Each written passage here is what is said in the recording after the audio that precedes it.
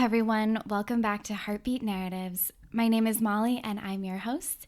And today, I'm honored to welcome Love Chance, a mother, entrepreneur, and ʻāina lover, and of course a dreamer, who lives with deep intention and honors the ground beneath her feet. As the founder of the Indigenous Soap Company, her work is guided by ancestral wisdom, respect for the land, and the belief that we are all Indigenous, that we are all connected to place, spirit, and one another. So Love, we met recently while volunteering together at Pāʻaiau fishpond at Puʻuloa, also known as Pearl Harbor, and we were pulling weeds and talking story about finding our purpose and alignment and caring for our families. It felt like one of those moments that wasn't meant to end there, but to be built upon. So I'm incredibly grateful to continue that conversation with you here today.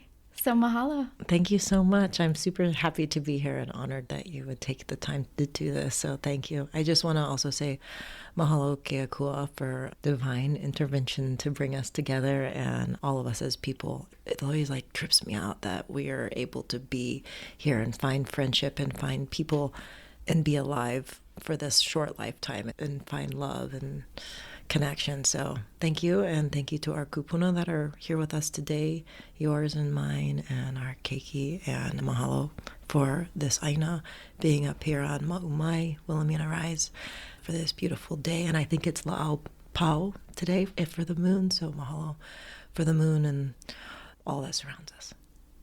I feel like you are a true embodiment of your name, Love. I wanted to ask you, how do you even live up to a name like gosh. Love? Okay, first of all, that was from my mom, so I have nothing to do with it. It's just a name. And she actually was from Japan, and she wanted... The word love was different in Japanese than it was in English, and she felt love for my dad. And so right when I was born, she named me Love. But I was supposed to be named Michelle from the Beatles song because they both love the Beatles.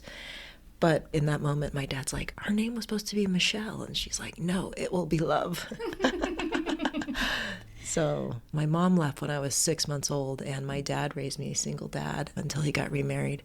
But first day of kindergarten, we were late to school. I walk in and it says Michelle on a paper, and I'm supposed to put my name in macaroni shells and glue them. And I look up at my dad. I'm like, Dad, my name's Love. Because I thought 1, 2, 3, 4 letters and I'll catch up with everybody. And he said, no idea, at the time. And he's like, you're going to go by Love? I'm like, it's my first name. Okay, but you're going to have to go by Love for the rest of your life then. So my name's Love Michelle Chance. And I'm like, okay, I made that decision in kindergarten on the first day. Caught up with the class. I'm so impressed you had that insight when you were 5 years old. Yeah, well, it was just 4 letters versus however many letters Michelle is, you know? Twice as long. I never thought about the word love or anything else. So where are your roots? Where is home for you? I was born in California. My mom from Tokyo and my dad was actually from the Cherokee territory in Oklahoma. So I was the first one born outside of the territory on my dad's side of the family. We moved around quite a bit, and then I ended up at UH at 19 and have been living here since, and I call Niu Valley home. I love the journey that you've been on. And also what that represents, it's like you're almost like you're seeking new experiences, being in different places. I think my dad really wanted me to go back to the territory my whole life. He was priming me for that, and we'd visit quite often, and he's always like, you need to be a politician. Growing up, I'm like, what? And I think he wanted me to go back and try to make some change, but it's pretty flat and dry. And when I came out to Hawaii, a lot of people were half Japanese. So I felt at home like I had never felt before in my life. And then when I started Hawaiian studies at UH right away, and the mythology part of it, I realized, oh my gosh, we're like cousins. Hawaiian and Cherokee is like cousins. We have menehune. This is exactly how we practice plant medicine.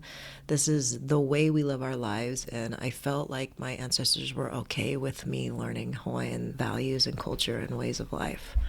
So it's been a journey of learning about Cherokee too, Yeah, almost like you have two parallel learnings, like the place that you're in and being very much welcomed in here in Hawaii, and then your own ancestral roots. Yeah, they walk together for sure, like family. And my daughter, she's Hawaiian, and I wanted to make sure that she was raised by a mom who knew as much as she possibly could about her culture as well. So that's another huge rooting that happened early on.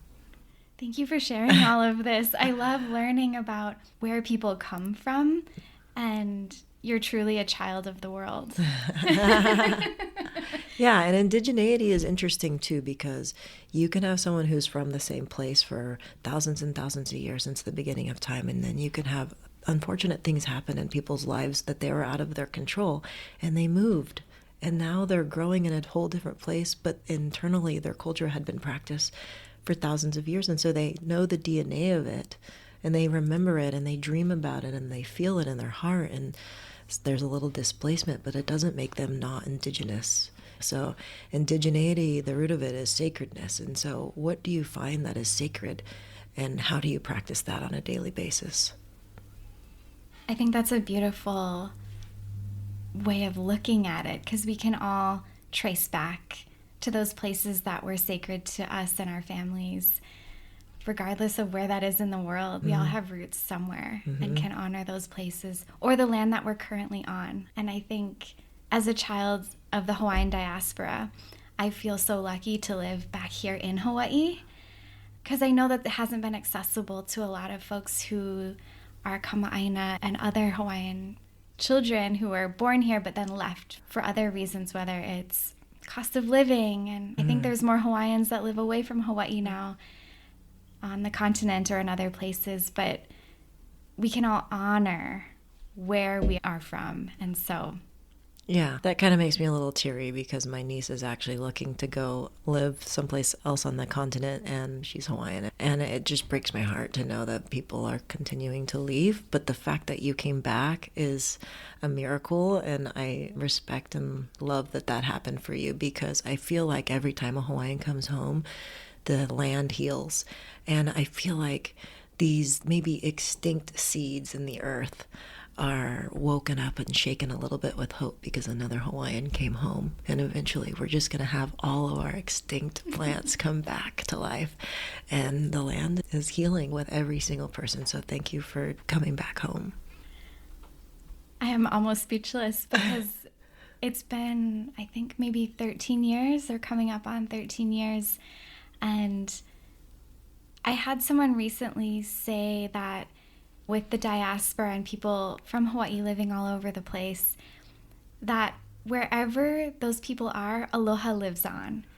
And that is how we can share that Aloha spirit with the world, is through all of those who have that core of what it means to not just be Hawaiian, but be from Hawaii, know the essence of Hawaii, and that warmth that lives here so pervasively, and just share that with everyone else. There's a balance to it, I think. Totally. I definitely believe that Hawaiians that are living outside of Hawaii are shaking seeds, dormant seeds, and allowing so much growth there too, for sure. The whole essence of Aloha is such a beautiful and unique thing that Hawaii has as a culture that is just undeniably healing, inspiring, and life-changing, you know? And for you, think about like your grandma living here and drinking the water, that DNA getting passed down. And even if you left for a little bit and you come back and you drink the water again, your whole body is remembering, and it never forgot. And it's the same with songs. It's the same with mythology and stories. It's the same with food, and it's the same with Lāʻau, lapaʻau. Even if you leave it and you come back, or if you leave and you eat the food there, if you eat taro and you're not in Hawaii, you're Hawaiian and you're someone else, your body remembers, and it heals, and it's joyful. We could keep going. I love this so much. But I was so eager to have you on, because I wanted to dive into your joy. So, love, what makes your heart beat? What lights you up? What is that thing that kind of stokes your fire? It's such a beautiful question. And joy, I feel like we're so lucky to have joy, because if we have joy, that means that our stomach is filled, probably. We have enough clean water to drink, probably. We've had enough rest. Some things that a lot of people all over the world don't have. Maybe there's no fear. So just the fact that we are able to have joy is, I think, a privilege. I think for me, joy is being present. If I'm able to be present, then that's where joy is coming from. And that's a huge privilege because that means that I have this moment where everything is full. And I could be with you or my family or involved and focused in whatever I'm doing. So I think joy is presence, really. How do you tap into that presence? Because that is, I think, a lifelong journey for all of us. Yeah. Like I said, joy is a privilege, right? And so I think that could also come from meditation and prayer, for sure. And so being able to have the ability to have a space in a moment where you can pray and remember a kua, or just sit and be quiet, like my kumuʻohai, my Lāʻau lapaʻau teacher would always say, make time for pondering and meditation. Such an important part of the practice of Lāʻau lapaʻau. He would say, Lāʻau is 90% pule, 10% plant. Just having the privilege to have that space in your life where you can be quiet and have a prayer, or be quiet and find some time for pondering. It's, I think, how you cultivate presence or cultivate joy. I feel like that really touches on intention and getting to the root of what energy you're putting into something is truly what can be expansive and expand outward. Like Lāʻau lapaʻau, plant medicine, 90% pule, prayer, 10% plant. So it's what you're hoping it is and the intention of what you're putting into it. What you believe it is. And sometimes in plant medicine, you're put in life and death situations. And when you live on that edge of the world, it really makes you be in a place where you understand what that means to have hope or to have even the word intention. Just makes you really believe in plant medicine and prayer and your practice and your culture to see life come back from possible death. Yeah. How did you enter into the world of plant medicine and this space of natural healing? I feel like I was born into it, but I didn't realize it for a long time. So my dad, he's the cutest. He makes us like medicine pouches before we're born. I always had my medicine pouch with me my whole life by my bed. And we grew up very Western because it was the easiest way to survive in the territory. And then I also have my English and French ancestors that came through looking for oil, right? So it was easier to become American and become Western in order to grow your food. And my grandma said that like her hands would bleed trying to grow the food and it was so dry. My dad would carry with him his herbs, and he still does, in his car, and we grew up with a lot of prayer, and they became Christian, but he would still do his Cherokee prayers on the side, and they weren't necessarily in the Cherokee language in his time because my grandma was the last one to speak Cherokee, but he would always honor the four directions and honor the sun rising and the setting, and he'd always honor the moon. So much so that when my mom wasn't around, when my mom left, I used the moon as her, and I would talk to her through the moon because I thought she would be able to see the light wherever she was. And so it gave me a deep connection with the earth as being my first mother. And then the practice of how my dad lived his life showed me the way. You know, and that just was a little bit of how I was raised, and you don't really know it until you hear it from someone else. And then I met Kumuʻohai at Hawaiian Studies teaching Lāʻau lapaʻau, and he would always say, "Akua loves you." And he would say it with so much conviction that it would always make me cry. And I would always think like, I'm the worst person. Why would you say, well, how do you know God loves me? How do you know? And at that time I was partying because I was in my teens and checking out boys and stuff like that. And I just didn't feel like I had a big purpose. I was here alone. I didn't have any friends. I just moved here on a whim. When I came out in high school, I loved this place. I felt like there were so many people that look like me and talk like me and act like me that like, oh, wow, the hapa. I never met any hapas before. So I felt very comfortable. And then Ojai would talk about plant medicine, and it would be something that reverberated with how I grew up and how my dad believed. And my dad didn't believe in just plant medicine. He believed in the elders in our community. And if we were going to seek a medicine man, it was like a big deal. And we did little powwows in our living room. And it was like, in a way, all we had.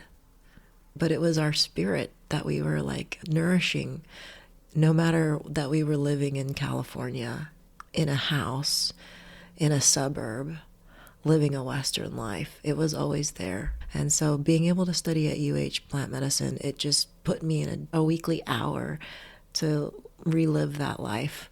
And then I just started following Ojai around all the time. So we did a lot of hiking together, and I just wanted to be with him all the time. We went to a lot of the lunches, and I spent a lot of time crying in his office. And then from there, started getting interested in Hawaiian birthing. A dear friend, Kayla Chan, was like, "Love, you should look into Native Hawaiian birthing." And this was 20 years ago. And so we did a lot of research and followed Kumu Ojai and all the other Lāʻau kumus that were around at that time, and Lomi and Ho'oponopono and some elders in our community, and that's how that journey began, and it's still unraveling.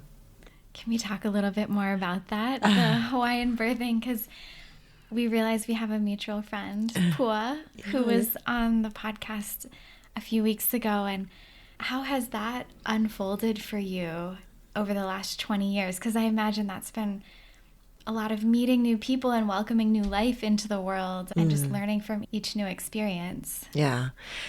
Wow. It's been a long journey. So that started when I was with an organization called Hui Maliola. Actually, Hui Maliola is still around, just different people now. And we started with a small group. We were all focused on Wahine Hapai, and then Puni is one of, and Kaiulani, there are two that have been there since the beginning. And so as this morphed, it went from just research to, oh, we might put a book together, but then when we put the book together, we left out a lot of the sacred because you don't want to write it down. And then the people who were wanting to publish that book said, no, we need all of this other stuff. And we said, no, I think we need to do this all, face to face. We started Kalahui Okapo, and so now we have like a 6 to 8 week classes of different facets of Hawaiian birthing. And so, yeah, it's been, I think, 15 years now with the classes, which is really awesome. And I think there's been over 500 people who have come through, and we are just expanding to the Big Island. And we have an incredible group of women who help facilitate that. And I'm just so honored to be part of it. And I always was confused, like, what am I doing studying so much Hawaiian and so involved in the culture? But I feel like it's just a basket. And I was just so lucky to be able to hold this basket. And all this kind of knowledge started coming in the basket. And all this basket is for is to give away. We give it freely, And my teachers, Lomi and Lāʻau, and I also have a Native American teacher, they all left their body and they taught without ever charging. They just taught so freely. And so now I'm at a place in my life where I like to give back the same way. And so we see pregnant women for Lomi and Lāʻau and different things like that. And I just feel like it's this big basket that I get to give back. And then all 3 of my children were born at home with the same practices. And if they love it or not, with Lāʻau, So we have some very funny Lāʻau stories in our family. And then I've also been able to get the gifts from the basket as well. So it belongs to all of us. Yeah. That image is so beautiful. When you're speaking, I feel like I'm listening to poetry. It's almost like I'm reading it, or it's like music coming in. Almost don't know if it's the cadence or words you're choosing, but I feel very at ease. Aw. My middle daughter's name is Poetry, so you could actually meet Poetry someday. It was top of mind, I guess, from when we were talking beforehand. And I recall when we initially met each other, you had shared that you had your own business and that with the births of your children, there was growth and expansion within your business as well. And I was like, whoa, that's possible? Yeah. To really tap into your purpose so deeply that it resonates outward in so many other ways. Would you be open to talking about your business and your path there? Because you've done an incredible job with the Indigenous Soap Company. Oh, thank you so much. And I'm sure it's the same for you. Like as women, when we're creative and we're continuing to do that, like women, if we're able to be held in the right way, or if the sky can stand up, if the roof can stand up, there's an amazing amount of creation that we're capable of. And so thank you to the men in our world that have their jobs and roles that support us, because there's endless amounts of creation that we have. And when we have babies or we birth businesses, we tap back into our original being of life, like we have generations of ancestors inside of our body that we're carrying. We're beings of creation. That's why whenever women have babies, they also start new companies or they take on these big new projects, because it's just tapping into the source of who we are. And yeah, when I was starting my business, I was only like 20 years old, and I started it with my daughter's father, and he's Hawaiian and I was Cherokee, so we started the Indigenous Soap Company. We used a recipe from Ojai's class that was for psoriasis and eczema in the first soap. That was a good soap. The very, very first soap wasn't as great, but the second soap was his recipe, and it turned out amazing, and it's still the #1 seller to the day. Yes, it's called ʻāina soap. And all the soaps I would take back to Ojai, and I'd say, Ojai, what do you think about this? And he'd be like, oh, this is great. And so it was questionable. I didn't realize I was going to be living in Hawaii. I didn't know I was going to start a soap company. I had no idea I was going to study medicinal plants. I thought I was going to study psychology. And I wanted to teach like meditation and corporate psychology. And so this is a completely different realm that happened. And then a baby came along, and then I knew that I needed to live here and raise my Hawaiian child in Hawaii with as much Hawaiian value as I could understand. And so that's really where the roots grew.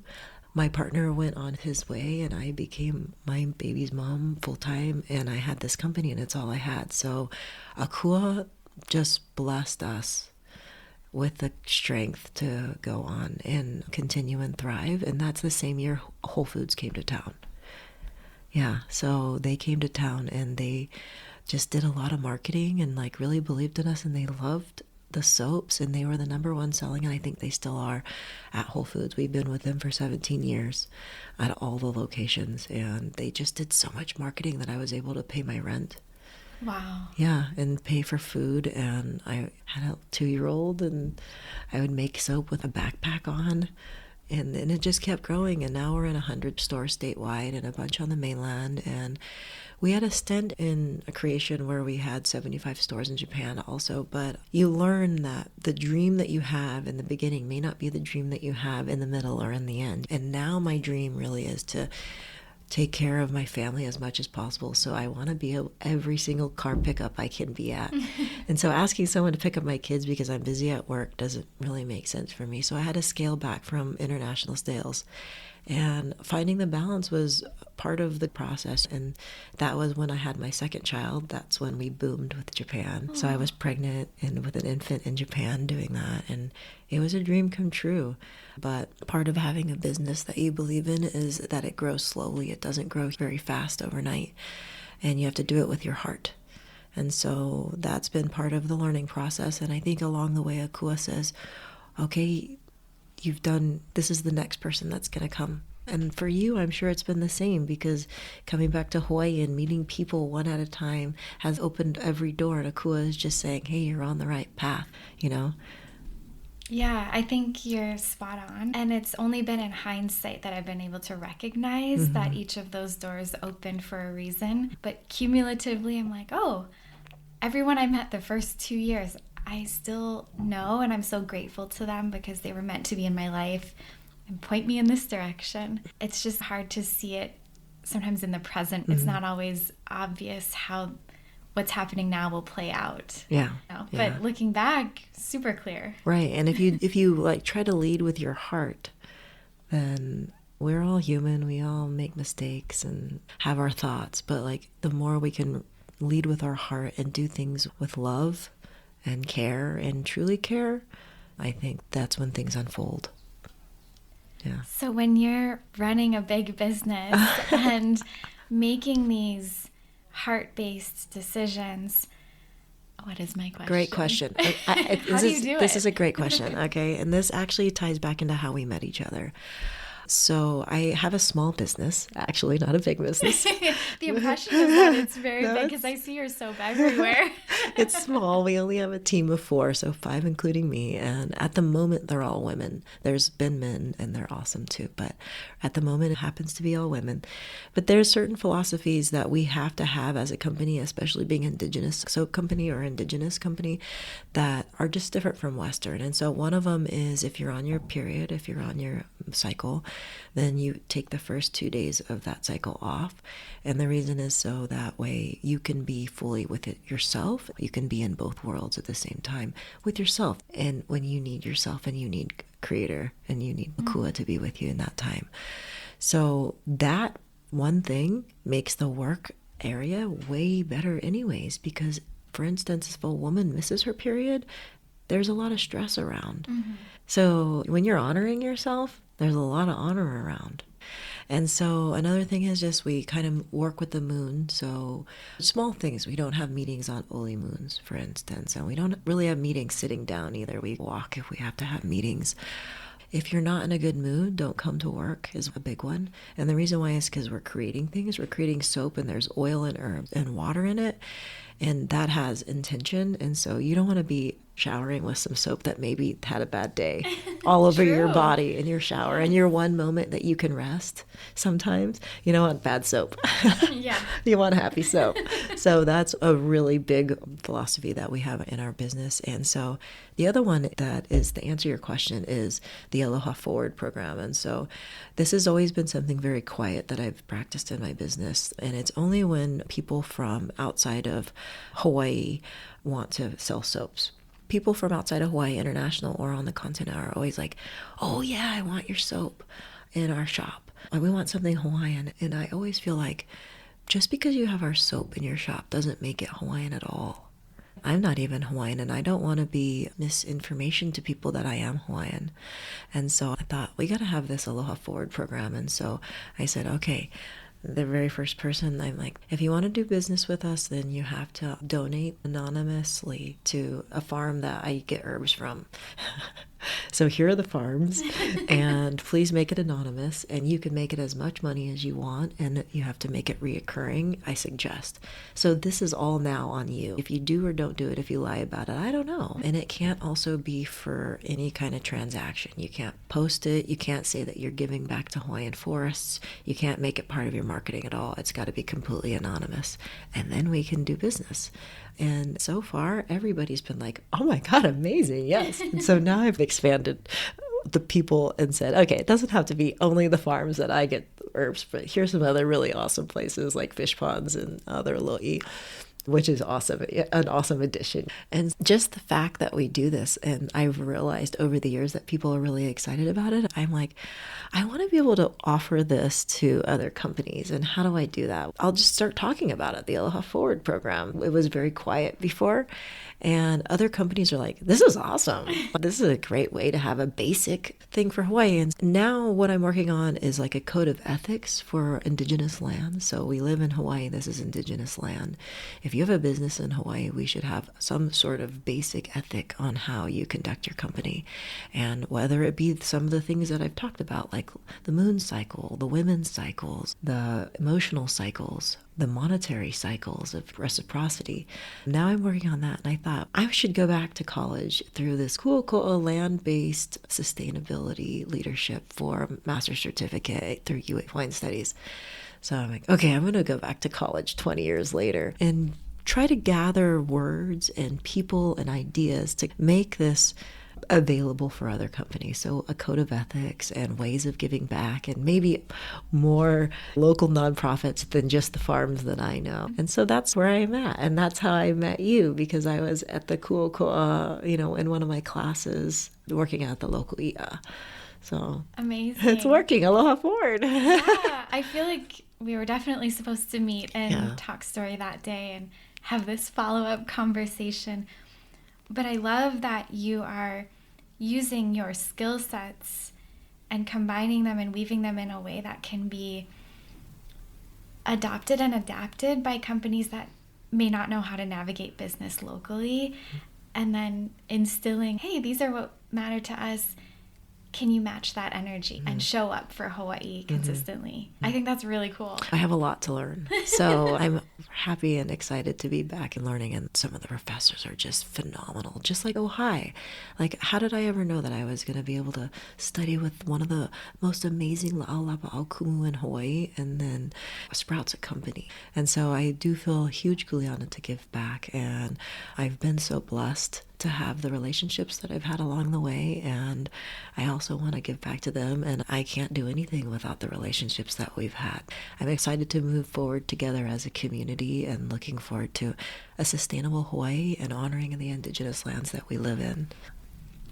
I would love to hear, what is your inspiration? What are your muses when you're in creation mode? In creation mode, right when you said that, my muses are my daughters for sure. I just think about looking at their faces when we're in wonderment of the land or the ocean, and I always think that when I die, this moment is going to be the moment that's going to flash through my mind.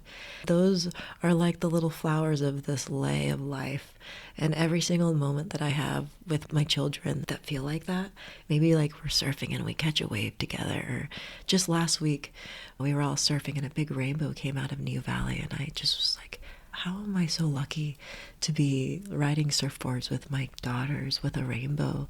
I'm probably going to take this memory with me past this lifetime. So they're definitely my muses and my reason for living and being alive. And just the miracle of plants is also my muse.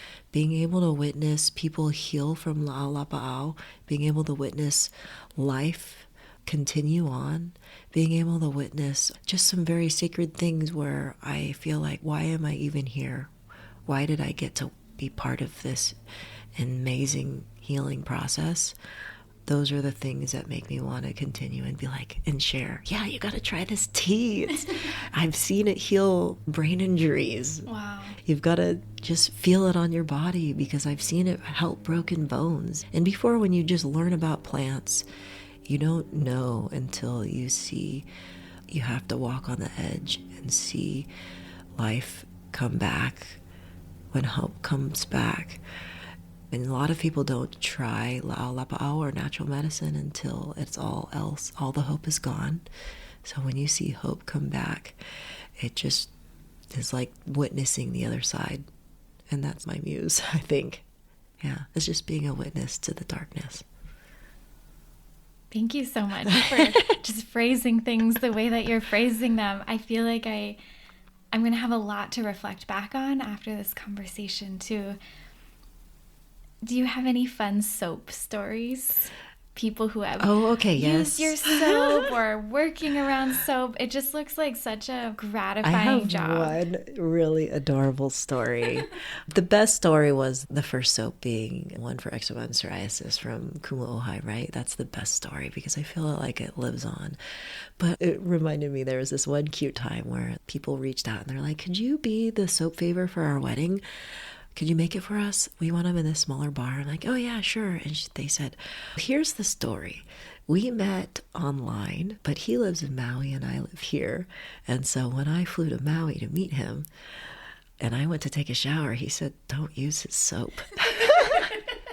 Because it was indigenous soap and it meant a lot to him. And she's like, it was our first fight. What was I supposed to use if I couldn't use the soap? And she said, and now we're getting married and we want to have this as one of the stories at our wedding and we want it to be our favor for the wedding. We share our soap. They're now coming as one together. I thought that was the sweetest thing. And it's funny, I've heard that story over and over again, but not to that level of, I have to hide the soap. It means a lot to me, or I travel with it. And it's just so heartwarming and funny and beautiful, you know? It's like true union when you finally share your special bar of soap with somebody. Yeah, think about that. There's not a lot of people you share your soap with. And if you share your soap with those people, you probably love them a lot. Yes, I've never thought of it in those terms, but that's so true. It's like a very intimate thing to share with another human. Yeah, it's almost as strong as sharing your toothbrush, but not quite. Doing laundry in the same load together. There's something about it. Yes, totally. Do you have a favorite soap that you've made? Oh, when my first daughter was born, I made this soap called Love Child. And a lot of people before she was born would say, "Oh, what do you have for kids?" And I always was just like, "We're making the best soap I could possibly make." "What do you mean for kids?" "This soap is good for kids, for elders." And then when I had my first daughter, I was like, oh my God, it's a whole different reason of living. It's the witness of unconditional love, and you love somebody greater than you love anything. So I made Love Child soap, which is a little bit of herb from Hawaiian medicinal herbs of childbirth, and also ylang ylang flowers, which used to grow as Kananga odorata trees that people remember as that fragrance, like grandma remembers that smell of the Kananga odorata. And actually it calms the breath too. So I made this soap with those herbs and the smell that also makes like a fluffy lather with bigger bubbles, so you can see the rainbow in the bubbles. So I also made it like physically aesthetic so that a child would enjoy it. So the smell and the herbal combination and the physical use of it, I made it so that a child would just totally cherish that bar soap. And it's a little bit softer on the skin too. So elders and children, that one is Love Child. And there was this great song by Richie Havens called Wonder Child. And he talks about how having his child made his whole life just wonder and wonderful. And so that's how it got its name, Love Child. I love that story too. I'm really excited to continue using Indigenous soap and to now know you. Is there anything else you'd like to share as we wrap up this conversation on joy and love and purpose? Yeah, well, I just want to say thank you so much. It was really great meeting you by the water at the local ʻāina. We were like just at the edge of where it had stopped, and we didn't know where it was going to continue to flow. And meeting people like you just resonates that the water is going to continue to flow, and that it's coming back, and that there's so much hope in Hawaii that the water is going to flow in the places that it's meant to flow, and it's going to come back to its natural ways.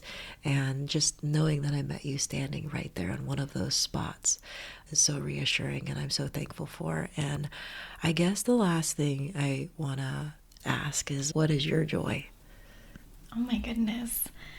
My joy, I just absolutely love meeting new people and sitting down and having heart-to-heart conversations like this, because you never know what will come from it, what relationship could be launched from it, whether it's like little touch points here and there over the next few years or a lifetime, or that one time and you had this really deep conversation about your love of skateboarding or your love of mountain climbing or diving or starting your own business. I think this past year of doing Heartbeat Narratives, I've realized I've had the chance to talk to about 50 plus different people from mostly Hawaii, but around the world. And I feel like it added color to my life, because that's 50 people I would have never met or talked to on this level, just going about my normal daily routines. And so what a gift that's been, and to now just be open to whoever comes into my orbit and seeing where the conversations go. It's been really a blessing. So thank goodness we met each other. Yeah, I had one more question. Sure. What is your Hawaiian name? So my middle name is Noelani Okekai. So it's Heavenly Mist of the Sea. Yeah. When you were talking about mothers carrying their children and that DNA and ancestry being passed forward, my mom remembers being pregnant with me in the late 80s, and she was down at Ala Moana Beach Park. She would always like to walk down there and put her feet in at Magic Island, and she said the mist coming off the water always felt so peaceful and reassuring. And so they had asked for guidance about what would that be translated to into a Hawaiian name. And my father is from Maui, Hawaiian Filipino, and my mom is a beautiful redhead with German, Irish, and French roots. So when you see that blending of genealogies coming together, I'm really happy that I have that name. I saw a little bit of eyes watery whenever we were talking about carrying babies, and I was wondering what that was. And that's so beautiful, the Noelani. Thank you. Yeah, thank you so much. This has been such a joy, Love. And for everyone listening, I'm pretty sure Love will be back on the podcast in the future, so stay tuned. Thank you, Love. Mahalo.